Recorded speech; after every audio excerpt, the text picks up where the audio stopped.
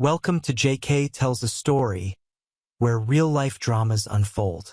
Sit back and enjoy today's tale. Sitting in the Seattle airport is not the most pleasant way to spend an evening, Nathan Reed observed while watching the boarding process for what he hoped would be his flight home to Portland. Nathan, along with his two sisters, owned a small biotech company created by their father several decades earlier. His father had developed a series of valuable but specialized medical analytics software that made the company profitable but never offered much room for growth. His parents had passed away, and Nathan had spent the last few days in Seattle negotiating the sale of the company to a major tech conglomerate. Nathan and his team of lawyers and brokers closed the deal today and left it to the lawyers to complete the paperwork. Nathan hoped he would make it home tonight, but it looked doubtful. The last flight of the day to Portland was fully booked, and he was third on the wait list. He didn't call his wife Sophia because he didn't know what to tell her. He sat at the bar where he could watch the gate and drank his second gin and tonic, thinking about the deal and the money he and his sisters would share. Something over $10 million for him, plus a well-compensated transition period with the tech giant, which meant a new lifestyle for him and Sophia. Their twin girls were already out of the nest, or at least on their way. Both were college juniors at Reed College, where tuition was eating him alive, but all this would change when the deal with the tech company closed. Meanwhile, the boarding process was ending, and the agents at the gate were ushering the last passengers onto the plane. And then a small miracle happened. The boarding sign changed, and Nathan saw that his name appeared on the waiting list. He threw some money on the bar, waved to the bartender who gave him a thumbs up, grabbed his briefcase and duffel bag, and ran for the gate.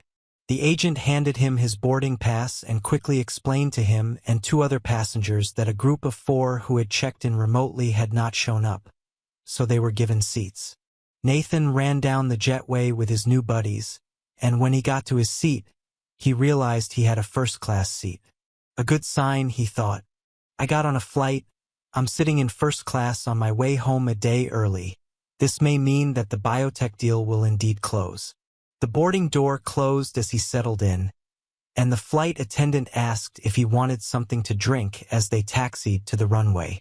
He felt like he'd earned another drink, so he had another gin and tonic, then fell asleep dreaming of a future for him and Sophia with enough money to always fly first class. The shock of landing woke him up. He eventually made it to the rideshare stand to get a car home. He had driven his SUV to the airport a few days earlier, but now he was exhausted, a little drunk, and it was really late, too late to call Sophia to come get him. They lived in a quiet suburb outside Portland, so the ride was long enough for him to fall asleep again. The driver had to wake him when they arrived. Nathan paid him, added a generous tip, and a little sluggishly got out of the car. It had been a long, busy day and evening. He was already thinking about getting cozy in bed with Sophia when the car pulled away and he turned toward the house. What he saw stopped him in his tracks and woke him up completely. A metallic gold Tesla was parked in the driveway in front of his side of the garage. The car seemed like a very new model, but then all Teslas seemed fancy to him. The house was dark. By then it was past midnight, and Nathan just stood there for several minutes. He had spoken to Sophia from his lawyer's office around noon, and she had said nothing about late-night visitors.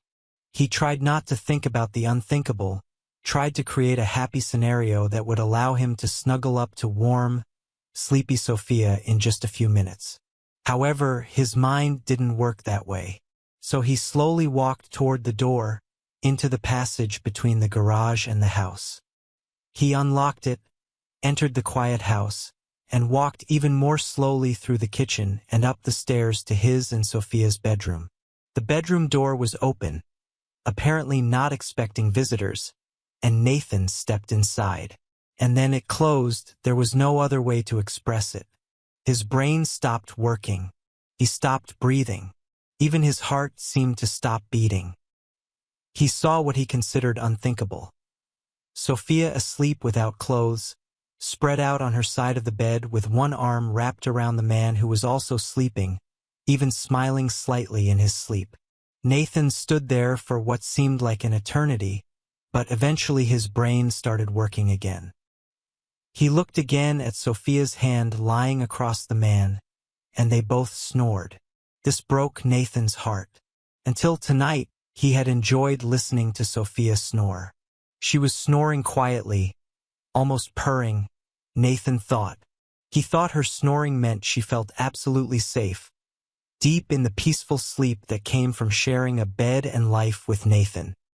He often fell asleep with that soft purring sound in his ears, but now he would never hear that snoring again, never sleep next to her again. Even with his heart broken, Nathan began to think again. He saw the man's clothes neatly folded, lying on the chair that Nathan had sat on hundreds of times. Smoldering rage began to flare up inside Nathan. He pulled up his pants and pulled out his wallet and car keys, then stopped to think a little more. He could get the tennis racket out of the bedroom closet and use it to beat the man up, he decided. He could also beat Sophia. Both of these actions, while satisfying in the short term, could cause big problems for Nathan in the long term. Another idea began to form in his mind. He took out his cell phone to take some incriminating pictures as the idea germinated and expanded. Nathan finished taking pictures and then collected all of the clothes and shoes. The man was a big guy. Nathan was 5 feet 10 inches tall and weighed about 160 pounds. The man looked at least 4 or 5 inches taller and perhaps 50 pounds heavier. A tennis racket may not have been a good idea even in the short term. Taking his clothes and shoes in his hands, Nathan took one last look at his wife. His loving, beloved wife, the mother of his precious daughters, and hardened his heart against the love that had fueled him for more than 20 years.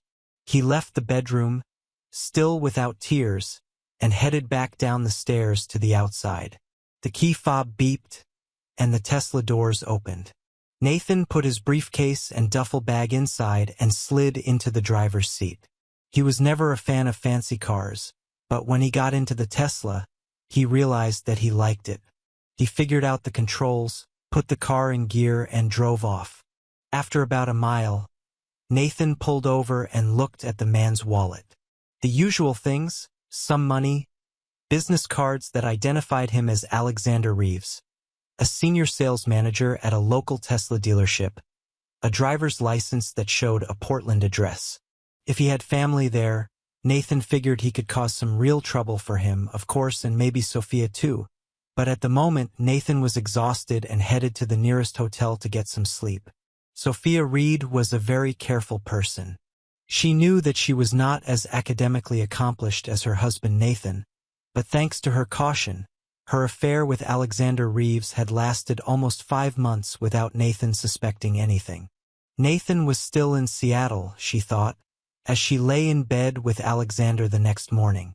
He was good in bed, maybe not as good as Nathan, but out of bed, he could not compete with her husband.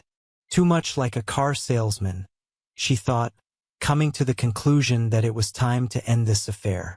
Alexander was becoming too possessive. He wanted to spend the night with her, and she allowed it, but that would be the last time she did that. She planned to spend the rest of her life with Nathan, and to have a strange man in their marital bed, even if Nathan would never know about it, was still too disrespectful. She would call Alexander later today and gently but sternly tell him that their affair was over. Then she headed to the shower. Back in the bedroom, she was getting dressed when Alexander returned from the shower with a towel around his waist. He stood there for a moment and then asked, "Sophia, where did you take my clothes?" "What? I didn't move anything anywhere. Where are all your clothes? What are you playing?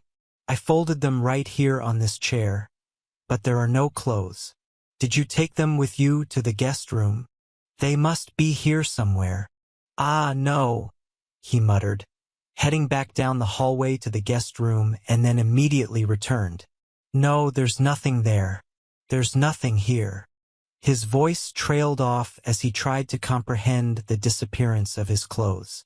"Perhaps you left everything downstairs when we came in last night?" Sophia asked a little impatiently, thinking that they had both drunk too much the night before.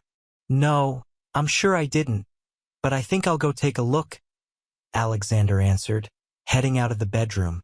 He quickly returned, running up the stairs. "Sophia, Sophia, my car is not there. My clothes are not downstairs. Someone was here last night, took my clothes and stole my car. Ah, damn it. What's going on?" "I'm sorry, what?" Sophia tried to comprehend what Alexander was saying. How could his clothes and car go missing? The two of them had stayed in the house all night. Could someone have gotten inside? Suddenly, Sophia collapsed on the bed. It was Alexander's turn to ask, "What? What?" Sophia tried to formulate a response, but she found it difficult to breathe, let alone speak. "Alexander, what if it was Nathan?" she finally said. "What if he came home from Seattle while we were sleeping? What if he took your things and your car?" "Oh," Alexander said, collapsing on the bed next to Sophia. "You need to find out where he is. Could be him, but if he's still in Seattle, that means some kind of burglar has broken in, which means we need to call the police. I have to get my things and my car back. Oh, damn this car. If we call the police, they'll want to know who owns it, and it's in my wife's name for some damn tax reason." His voice trailed off as he imagined a future that could range from just bad to completely catastrophic. "I'll call his office. His assistant arrives very early, and she must know where he is." Sophia took out her phone and dialed Nathan's office number even though it was not yet 8 o'clock. Nathan's assistant answered immediately. "Nathan Reed's office. May I help you?" "Hey, Megan. This is Sophia. I know it's very early, and I'm not sure where Nathan is. He didn't call last night. Did you hear anything from him?" "Sophia, it's still early, and I know that the team in Seattle worked late yesterday. They'll probably start late today. I talked to Nathan yesterday around 6 o'clock, just before I went home. He said they were making good progress and might reach a deal today." "That's good to hear. So he's still in Seattle, right?" "Yes, I'm sure he is, and I expect to hear from him as soon as they all get back to the lawyer's office. Do you want me to ask him to call you?" "Yes, please, but only if he has time. I know how important this deal is." "Will do. Bye." They hung up, and Sophia turned to Alexander. "Nathan is still in Seattle, so we should probably call 911 and report a break-in and car theft." "Sophia, what do we tell them? That your lover had his clothes stolen from your bedroom and his car stolen from your driveway? I mean, we're really screwed here." Okay, I understand. Let's think about it. How about I take you home and leave you there? You dress up and report the thefts as if they happened there while your wife was taking the kids to school? Maybe you don't report stolen clothing. This may be harder to explain than a stolen car." "Yes. Except that yesterday I told my wife that I was going to San Francisco for a tech conference about the new Tesla upgrades, and I wouldn't be home until noon." "Okay, but we can wait until maybe noon. You'll be back anyway. You drove home, left your keys in the car because it was a short stop before going to the dealership, and your car was stolen while you were at home. You know, I think it might work. And I could say I left my wallet in the car and it got stolen too. And we can hang out here for a few hours. Maybe we'll end up needing another shower. Maybe together?" Alexander grinned. "Okay. Yeah. I need to call work to take a sick day." Sophia worked as a UX designer in a small tech firm. The work was okay, if a bit boring. She went out into the hallway to make a call and returned to the bedroom to find Alexander back in bed. She was tempted, but after thinking about Nathan and her recent decision to end the affair, she decided to say no. "Alexander," she said without making the slightest move to take off her clothes, "I think it's time to end this. We had a good run, but, it could have been Nathan last night. We're lucky it was actually a bad guy. Let's find some clothes and maybe go someplace to eat for breakfast." Alexander looked at her, thought about trying to convince her, But in the end, he realized that she was right. They were lucky, but they shouldn't push their luck. Yes. And with an inner smile, he remembered that another attractive middle-aged mother often came to the car dealership. Okay, I agree. It was a good run. So how about some clothes? Turned out to be not so simple. Alexander was 50 pounds heavier and 4 inches taller than Nathan. Sophia finally found a pair of tattered old sweatpants that seemed to fit Alexander after making a few V-cuts at the waist. She then tied some strings around his waist to hold up the sweatpants. She also found a sweatshirt that had turned pink when it was sloppily washed in the washing machine. She trimmed the sleeves and cut some more at the armholes, and Alexander had his outfit. She wanted to make a comment about the clown's clothes, but she just smiled slightly when she saw his face. They decided to watch TV until it was time to go to Alexander's house. Earlier that morning, around the time Alexander discovered his clothes and car were missing, Nathan pulled into the driveway of the address listed on Alexander's driver's license. It was a nice house with a small bicycle leaning against the wall of the garage. Nathan sat in the car for a while, thinking, wondering, but still without tears. His night at the hotel passed quickly, and he didn't go out for a run until dawn. He was surprised that he didn't feel worse. Perhaps he was still in shock. He walked to the front door, took out Alexander's wallet with his driver's license, rang the bell, and a young woman who looked to be in her 20s, attractive but a little frazzled, opened the door. Nathan was wearing a suit that he had bought the day before in Seattle, a white shirt that now looked rumpled, and no tie. He didn't look his best, but he hoped he didn't look threatening. He held up Alexander's driver's license so the woman could see it and pointed at the gold Tesla. Before he could say anything, the woman slammed the door in his face, but then opened it again a few seconds later, holding her cell phone in her hand. I have 911 on my phone, and I'm ready to press send if you don't tell me my husband is okay. Ma'am, I have a photo on my phone of your husband and my wife in bed at night without clothes and fast asleep. To be honest, I don't think there's anything wrong with your husband or with my wife either. If you want to call 911, call 911, and I'll just wait in the car. They looked at each other for a moment until her face fell, and she opened the door to let him in. She started to say something when they both heard, "Mommy," from the kitchen. "Wait here. I'll be right back," she said, turning away and heading back to what Nathan assumed was the kitchen. He heard voices, hers and at least one of the children's. She returned, handing him a cup of coffee. "I hope you drink black coffee. I have to get the kids ready for school and then take them. I'm afraid I trust you more than my husband now. You can stay here until I get back, and then we can talk." "Fine, okay," Nathan answered. "I'm afraid we're in the same boat." He sat down in the living room, and soon the woman appeared with 2 children. She introduced him as Dad's friend and walked out the door with them. Nathan just sat there, drank some not-so-good coffee, thought about calling his office, but ended up just sitting there. When the woman returned, she silently ran up the stairs. A few minutes later, she came back down, looking better, with her hair combed and her lips a little tinted. She extended her hand to Nathan as they shook hands, and she introduced herself. "Sorry for the recent commotion. I am Emma Reeves, currently married to Alexander Reeves, who is currently involved with the woman you are currently married to." Nathan couldn't help but laugh at her turn of phrase, and it felt good to laugh.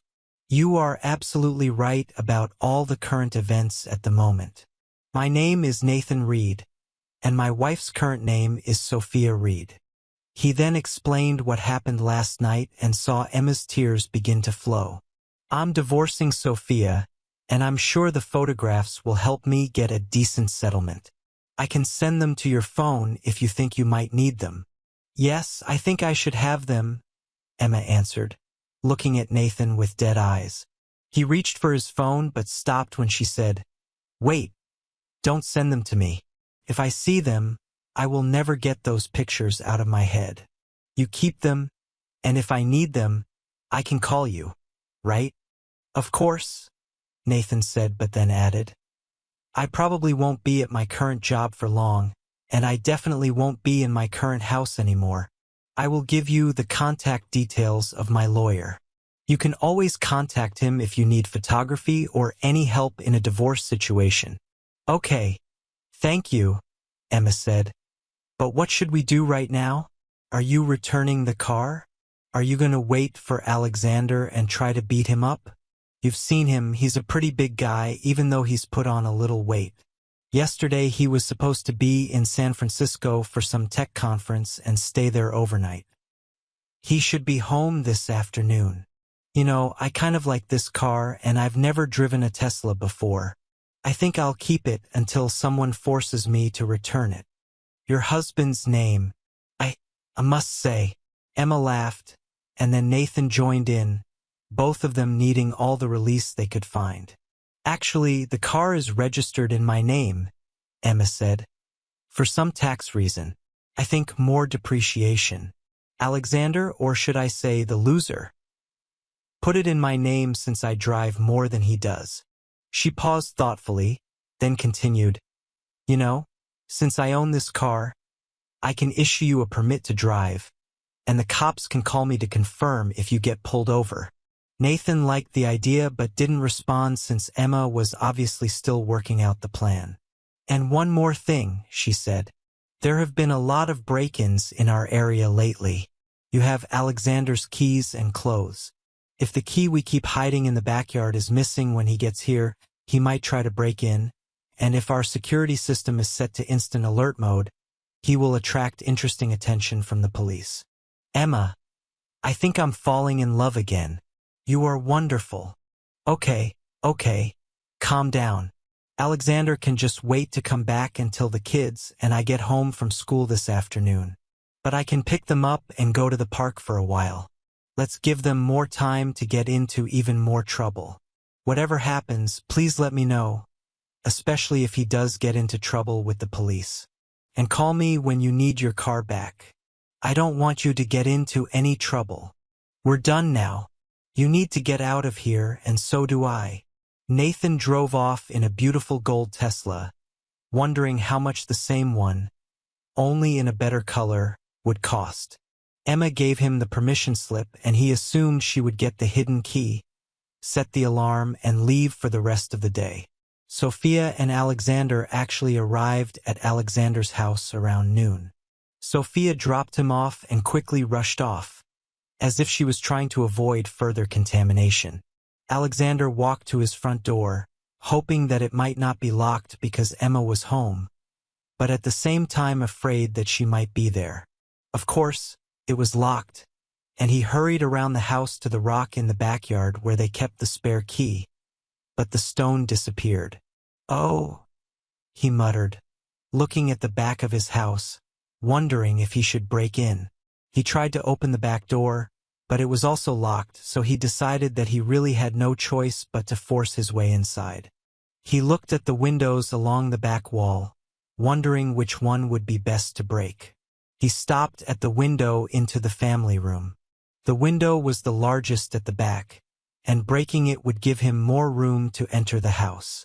He broke a branch from the tree. He was about to trim and examine the window. Since he was barefoot, he needed a way to get through the broken window glass which he could break. He pulled 2 chairs from the back porch and placed them next to the window. He thought he could climb over the chairs to avoid the glass and then just be careful when he entered the living room. A few deep breaths and he was ready to go. Alexander threw a branch through the family room window, and it shattered with a satisfying crack followed immediately, unfortunately for Alexander, by the wailing sound of the home alarm system siren. To make things even more unfortunate, a police car just happened to be driving down his street, as Emma had called the local police station that morning to complain about potential break-ins in their area. Damn, Alexander muttered, trying to quickly climb over the chairs to get into the house and disable the damn security system, but not fast enough. Police! Stop right there and slowly walk away from the house. Raise your hands up.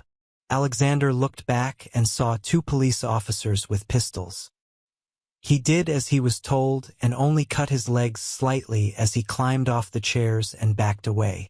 Officers, I can explain, he began to say when one of the police officers put his hands behind his back and handcuffed him. The policeman ignored his attempt to explain himself and read out his rights. The officer then asked if he wanted to say anything. Yes, this is my house, and I don't have a key. So I broke in to get some clothes and call my office. The cops were looking at Alexander's tracksuit, perhaps thinking, clown clothes, when one of them asked him if he had any identification. No, not now. You see, I lost my car and all my clothes and stuff, and I just need to get inside so I can get some real clothes. How did you lose your car, sir? Well, last night I stayed at a friend's house, and this morning the car, wasn't there. It just wasn't. Have you reported a mysterious disappearance? Maybe you left it in a bar somewhere. Alexander was stumped. He didn't want to reveal where he was or why he didn't report the car missing. But he also didn't want to go to jail for trying to break into his own home, and the handcuffs were really uncomfortable. Then he came up with a solution that might work. You can call my wife. She can identify me, and perhaps you could take me to my office. I can ask someone there to help me get some clothes. He knew he'd put up with a lot of crap at the dealership, but it was a lot better than going to jail. One of the cops took Emma's phone number from Alexander and went to call her. Alexander could hear the police part of the conversation. Ma'am, this is Officer Reynolds from the Portland Police Department. We are at the address. He gave the address. And we have a man here who claims to be your husband. He tried to break into your house because he lost his clothes and car. Yes, ma'am. No, ma'am. Yes, ma'am. We will, of course, do this. Thank you, ma'am. He turned back to Alexander. The lady says her husband is in San Francisco and anyone who breaks into her house must be a burglar. She hopes we throw you in jail and throw away the key. Alexander was almost crying as the cops led him to their patrol car to take him to the station. And Sophia? She arrived at her office half a day late, but she would make up for lost time. Still thinking about Nathan since she still hadn't heard from him, she called his cell phone, but no one answered. She then called his office again. Hello, Megan. Sophia again. I'm starting to get a little worried about Nathan, since I still haven't heard anything from him. And you? No, I have nothing new. I guess this means he's still in Seattle with the lawyers, but it's really not like him to not call you. You do seem a little worried, so I'll call there and check on him, and either he or I will call you back in a few minutes. Fine, thank you, Megan. You are the best assistant in the world. A few minutes later, Sophia actually received the call back. Sophia, this is Megan. I talked to one of the assistants at the law office, and she said Nathan left late yesterday, hoping to catch the last flight to Portland. So I called Nathan on his cell phone to check on him. I did talk to him, and he asked me to tell you that he would call later. Fine. Thank you, Megan, she said, disconnected. A snake began to grow in the depths of her stomach. Nathan hung up after talking to Megan. He was driving a gold Tesla to see a divorce lawyer recommended by Chris Matthews, his longtime business lawyer. He trusted his business lawyer and hoped he could trust his divorce lawyer. Mr. Reed, please take a seat. Ms. Davidson will be with you in a minute, the receptionist told him. He sat down, somewhat reassured by the lawyer's office. No expensive furniture, but not cheap-looking either. Before he had time to worry further, a 50-year-old somewhat plump lady with obviously dyed red hair entered the waiting room. Mr. Reed. Nathan stood up and nodded, and she continued, I'm Jessica Davidson. Chris called and told me to take the best possible care of you. Let's go into my office and talk about your situation. Nathan followed her into a nice but not luxurious office, took coffee from the receptionist, and told his story. He found a cheating wife, wanted a divorce, and also wanted to protect his assets, especially the proceeds from the sale of his company and his sister's company. He skipped the part of the story that concerned the golden Tesla, although he suspected that Jessica might find it funny. "Nathan, is it okay if I call you that?" He nodded, and she continued, "And I'm Jessica. Good news." "Well, relatively good news considering your situation. Chris told me that you and your sisters owned your company before you married your wife, so your shares are considered separate property. That is, your wife has no rights to the shares of your company or to the proceeds of the sale, but you need to keep the shares and sale proceeds separate from any joint account you and your wife may have." "This is true, I think. So what about our house, retirement accounts, and the like?" "Well, there's not such good news for you. Since your salary is much higher than hers, you will be paying some alimony for several years. We can probably avoid paying anything into the retirement account by increasing the amount of alimony. I know it's not attractive, but the short-term pain avoids what's usually worse, having to share your retirement money decades in the future. And your kids are in college, so no child support. I assume you don't mind being on the hook for the rest of their college expenses." "Yes, that's suitable. What about the house? You and your wife must decide what you want. You may decide to sell it and split the proceeds, or one of you can buy the other's portion based on the current appraised value. After what I saw last night, I definitely don't want this house. I don't think Sophia can afford to buy my half, so I guess that means selling." "Okay, I can do the paperwork.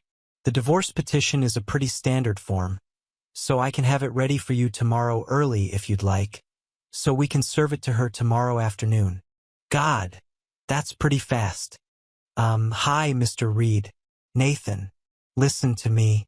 If there's a chance for you and your wife, that some counseling or just a little time could—" No. Actually, it's just a shock for me. I mean, less than 24 hours ago, I was happy. I couldn't wait to get home to my wife and tell her the good news about the sale of the company. And now I'm sitting here talking about filing for divorce.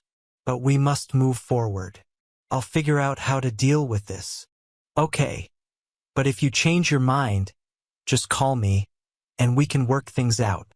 Nathan thanked her, paid the advance, and left the office. He walked back to the gold Tesla, wondering a bit about what was going on with that. He'd stolen last night, and that reminded him that he had told his assistant that he would call Sophia. Sophia answered the phone in her office at the tech firm where she worked. "Sophia, this is Nathan. You called and looked for me." "Oh, Nathan. Thanks for calling. I missed you. Where are you?" "I'm here in Portland, Sophia." When did you get back?" The snake deep in her belly raised its head. "Last night, Sophia. I came back last night." And the snake bit a little harder. Sophia leaned back in her chair. She knew she had to carry on this conversation, but she could barely breathe, let alone speak. "Sophia, I'm hanging up now." "No, Nathan, no," she managed to squeeze out. Please, can we meet somewhere? I need to see you. Just see you for a few minutes." Nathan hesitated.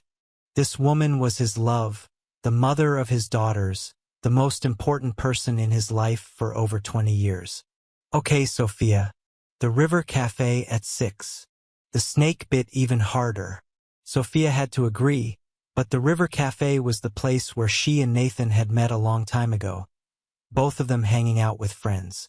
Since then, this cafe had become a special place for them, and now she was afraid of why Nathan suggested this, but she had to say yes. "Nathan, I'll see you there, and please listen. I'm sorry and I love you." Nathan hung up. Sophia sat and cried, and the snake bit more and more. Sophia came to the cafe early. Nathan was not there yet. She ordered a glass of wine and sat there, thinking about what a terrible person she was. Her first real intimate experiences were with big, strong football players in college. She played around in high school, but it took those college football players holding her down, making her feel helpless. When Nathan arrived, she thought she had overcome this need to feel helpless. Nathan was everything she needed.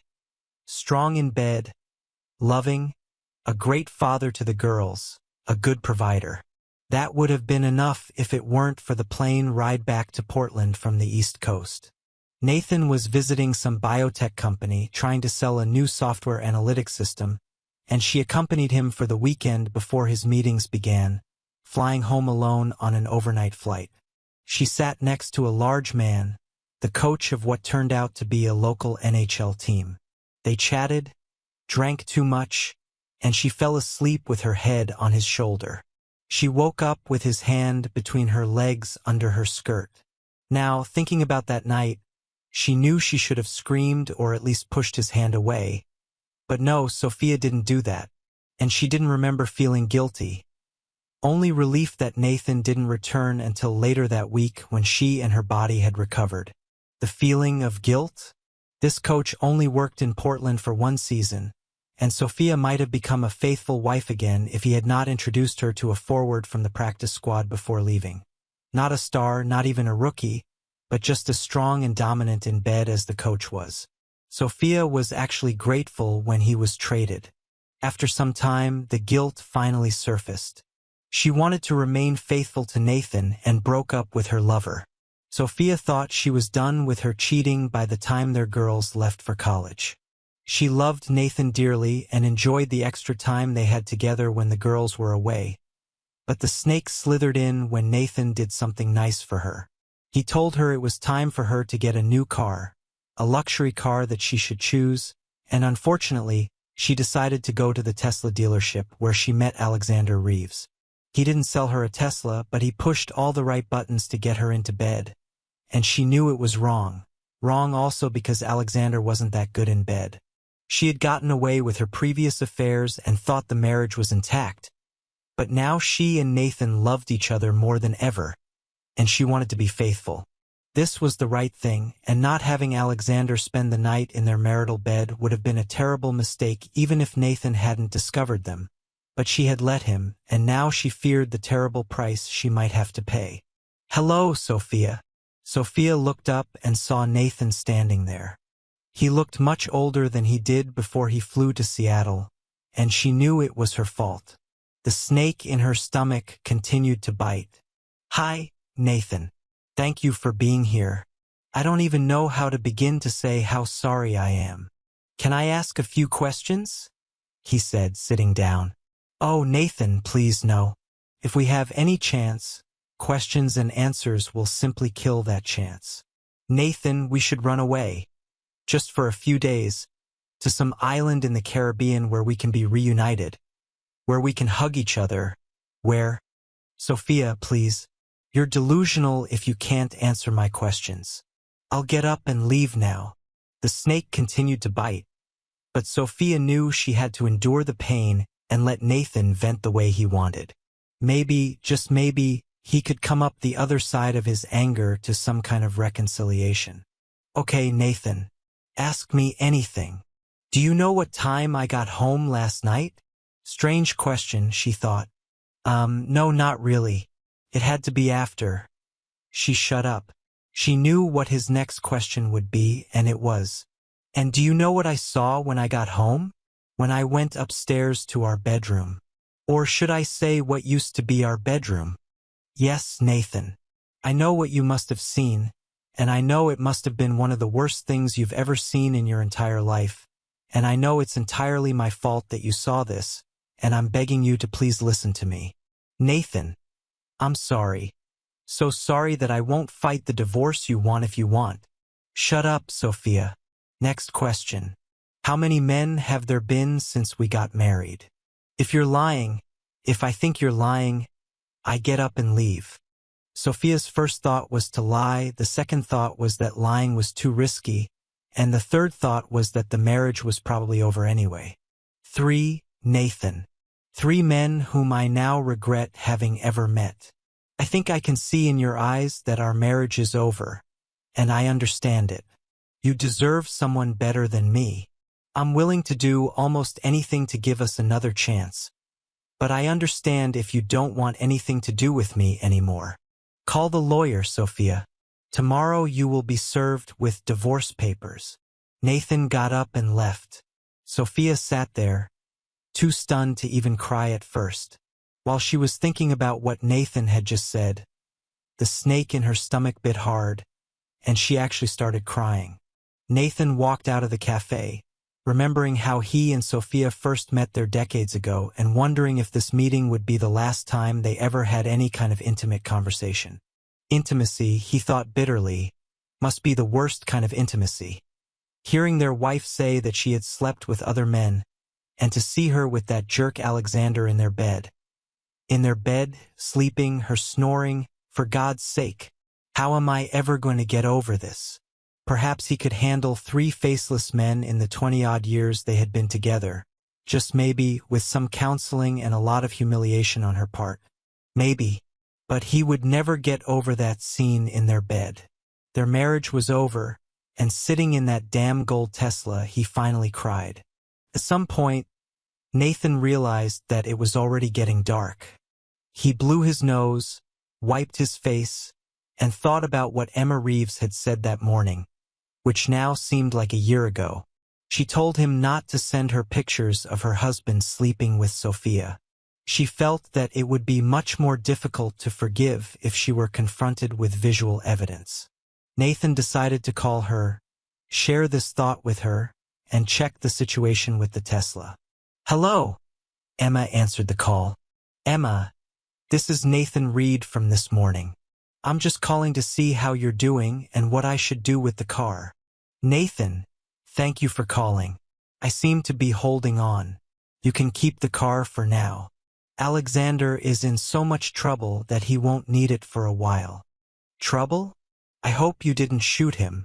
"No, but he might prefer this option. He got arrested for trying to break into our house, and apparently he took a swing at one of the cops. You know, he's a big guy, and the cop hit him with a stun gun. Then something happened while he was in jail. He doesn't want to talk about it, but I think he may have been attacked by another inmate or something. I wouldn't talk to him, and he ended up having to call his brother to post bail. And that means his whole family knows what's going on." "Wow, Emma. I can't say I feel sorry for him, but I feel sorry for you. What I really want to say is that you made the absolutely right decision this morning not to look at the pictures of him cheating. If you have any chance of reconciling, these photos would make it a lot harder." "Yeah, he finally came home a couple of hours ago, crying and telling me how sorry he was and begging me to let him stay, at least for now. You know, we have 2 little kids, so I'm going to try to figure this out, but life won't be easy for him. His own brother, who is a lawyer, told me that I should push for a postnuptial agreement, and he said he would help with that. Besides, I'm going to be in control of our finances, at least for a while. Alexander will be on a fairly short leash, and I plan to tug his collar frequently. Keep it up, Emma. I wish you all the best, and when you need your car back, just call me." They hung up, and Nathan sat there, somewhat jealous of Emma. Perhaps Alexander learned his lesson. Being arrested and charged with assault for trying to hit a police officer, on top of what happened to him in jail, may have scared him a lot. Nathan hoped so for the sake of Emma and their children. Finally, he drove back to the hotel where he was staying. He had one more job to do before he tried to sleep. Call his daughters. "Hi, Daddy." It seemed to him that Zoe answered. They were twins, not identical, but they might as well have been identical. They sounded alike, they went to a very expensive college together, they studied the same thing, bioengineering. At least they didn't look exactly alike. Close and obviously sisters, but not obviously twins. Nathan often admitted, but only to himself, that he was happy that they were not identical. They were very good at ganging up on him, and he thought it would be even worse if 2 identical young women were forcing him to buy a car, getting him to stay out late, asking for money to go to Hawaii for spring break or whatever the request of the day was. "Daddy, please." But he also admitted, again only to himself, that he enjoyed spoiling them. "Zoe, yes, you guessed correctly, of course. What's the matter?" "Listen, tomorrow is Saturday, and I would like to invite you and your sister to have breakfast. Well, let's call it brunch. Maybe around 11 o'clock or so at that bistro on 4th Street we used to go to." That suits me." "Wait a second." He heard a noise, and then she came back. "And Lily is fine too. Can we?" He quickly interrupted her because 6 or 7 of their friends were present at their last brunch. "Let's do this just the 3 of us. Okay?" "Okay. Okay, of course," Zoe replied. "But tell me what?" And again he interrupted her, not wanting to start a conversation on the phone, which was quite difficult even in person. "Listen, I need to run. See you at 11 o'clock. Love you, and tell your sister I love her too. Bye." And he hung up. He hoped she wouldn't call Sophia, but he couldn't tell her that. Then she would have called Sophia immediately. 11 o'clock tomorrow morning would come quickly enough. After Nathan left the cafe, leaving her with his warning, or curse, or whatever, to hire a lawyer, Sophia's tears were hard to stop. She knew she had screwed up everything. Her marriage, her family, her whole life. She knew that her daughters would find out, her parents would know, all her friends would know. She would probably lose Nathan, her home, and Nathan, poor Nathan. Seeing her lying in their bed without clothes, probably with that damn Alexander who had a boner. This scene must have nearly killed Nathan, and Sophia's tears continued. Finally, the waitress came over and asked if she needed to go to the restroom. Sophia choked back her sobs and managed to say, "No, thank you." She paid the bill and left, heading to the house that would soon no longer be her home. When she got there, she found some gin, just the wrong amount. Not enough to make her pass out, but too much to help her figure out how to get Nathan back. After she drank it all, it helped her fall asleep, hoping for some miracle that would bring Nathan back to her. Nathan was sitting in the bistro at 11 o'clock the next morning when his daughters entered.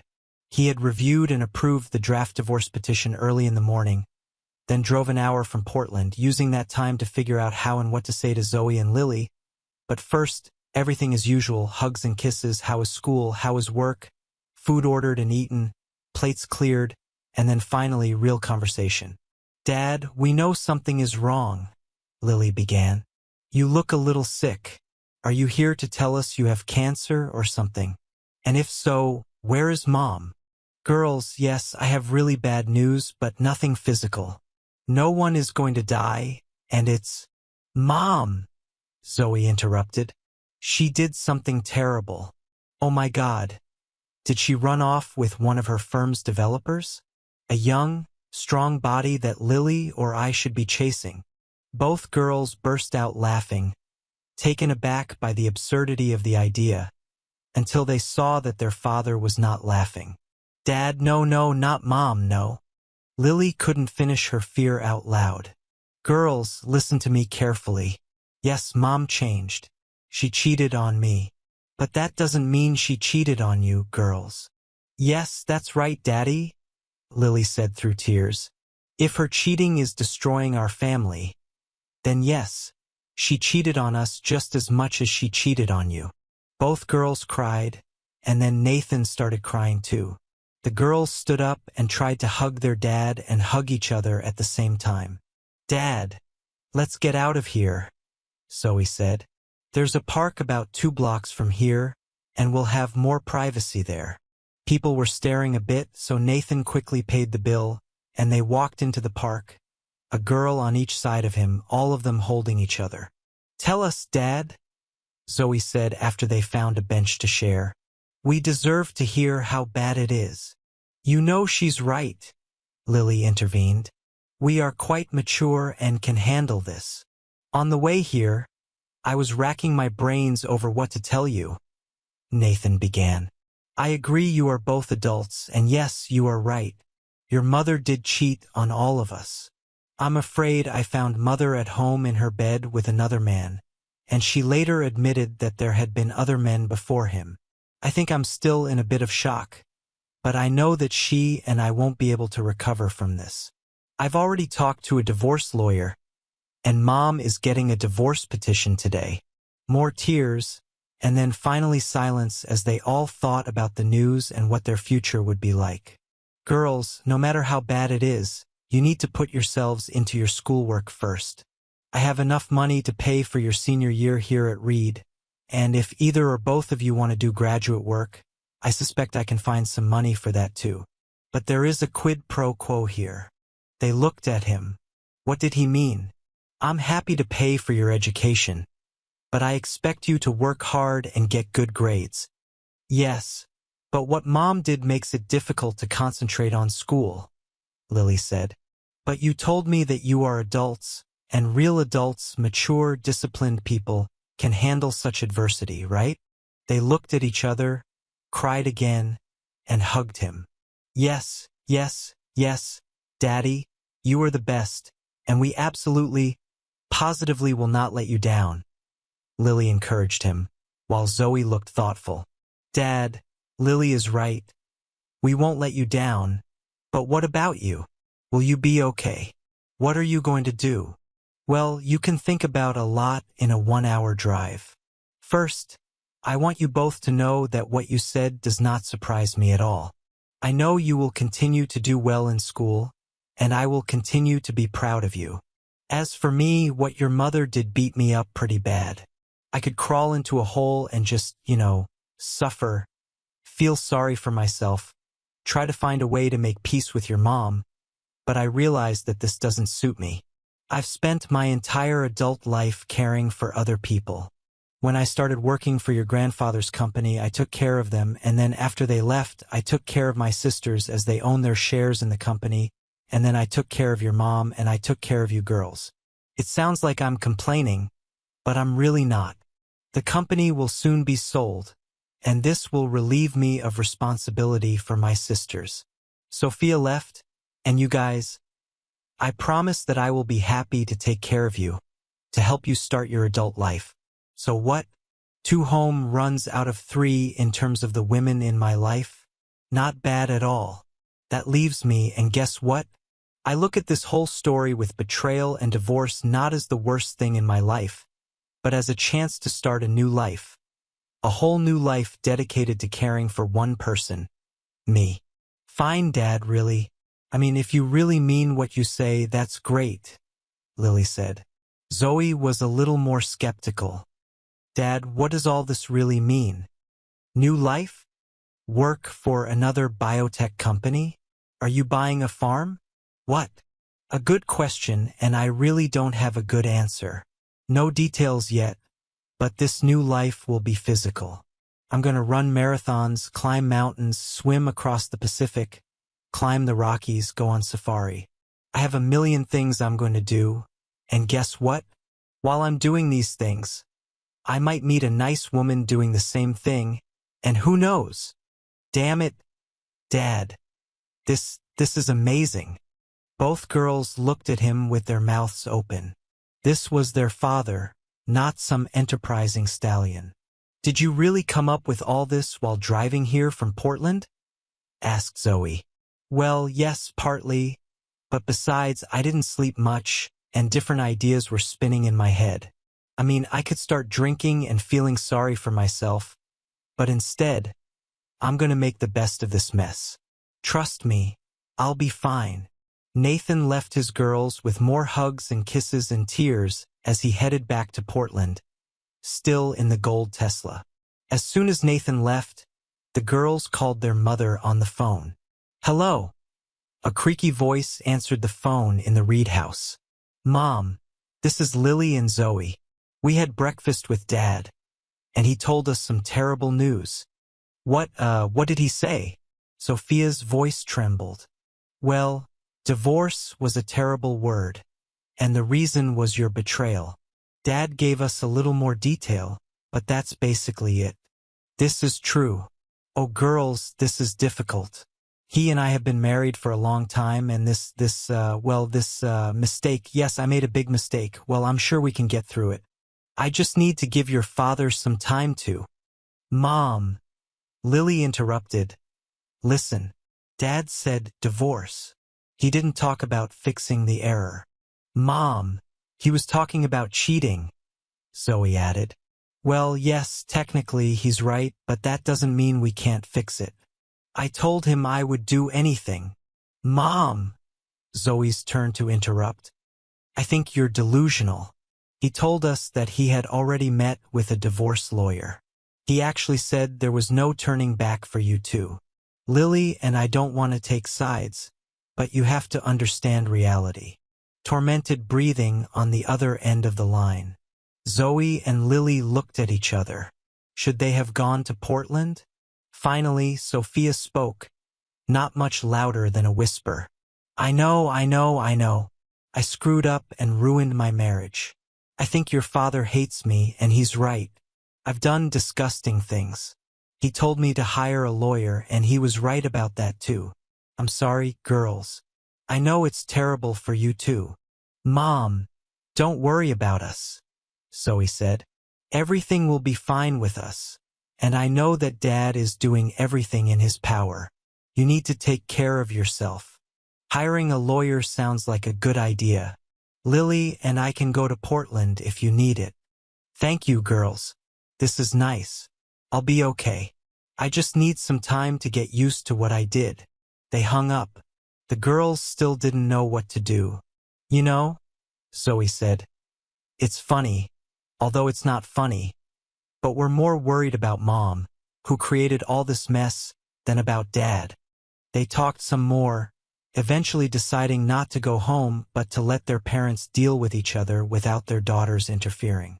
Sophia sat in her home in Portland, a little hung over from the gin she had drunk the night before, and more than a little depressed after talking to her daughters. She knew she had to get up, get dressed, and leave the house. Do something, she thought as her thoughts turned to perhaps buying some more gin. The doorbell rang. Sophia opened the door. A young woman stood on the threshold. Can I help you? Sophia asked. Yes, ma'am. Are you Sophia Reed? Nathan Reed's wife? Why, yes, it's me. Why are you asking? Ma'am, you have been served, the woman said, handing Sophia a folder with documents and taking photographs. What? Sophia asked as the woman walked back to her car. Sophia returned to the house and sat down at the kitchen table to look at the mysterious folder. When she saw the title of the first document, she almost fainted. A petition for divorce. She remembered Nathan's last words to her. Get a lawyer.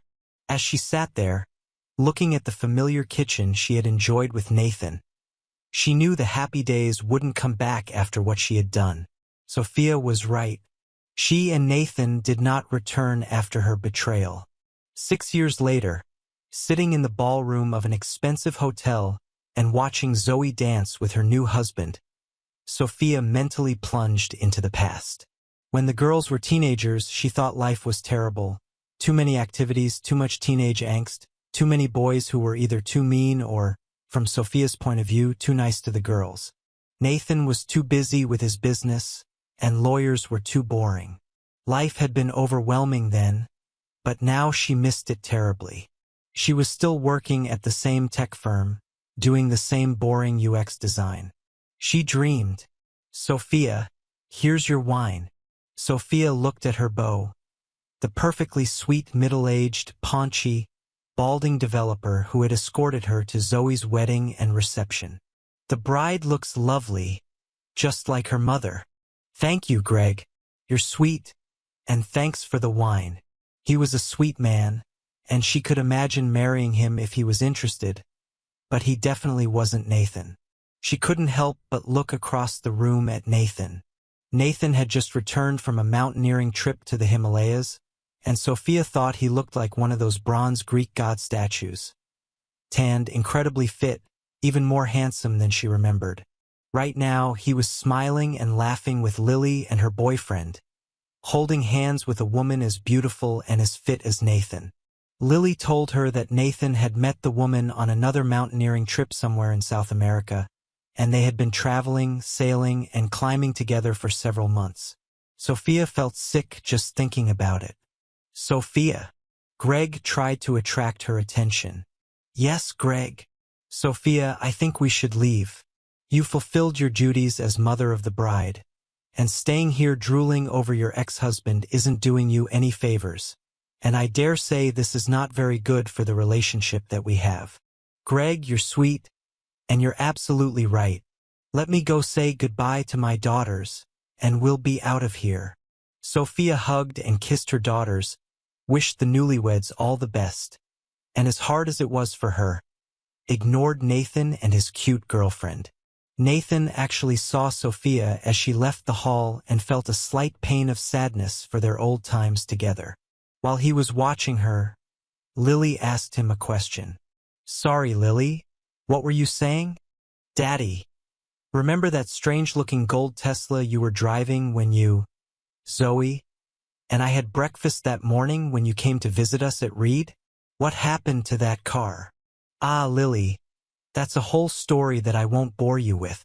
Let me just say that I borrowed this weird gold Tesla from a friend and ended up giving it back to her. I think she sold it. It was truly an unlucky car. And Nathan turned to his girlfriend to talk about their next trip to the mountains. Thank you for your viewing. See you next time. If you enjoyed this, subscribe to JK Tells a Story for more tales.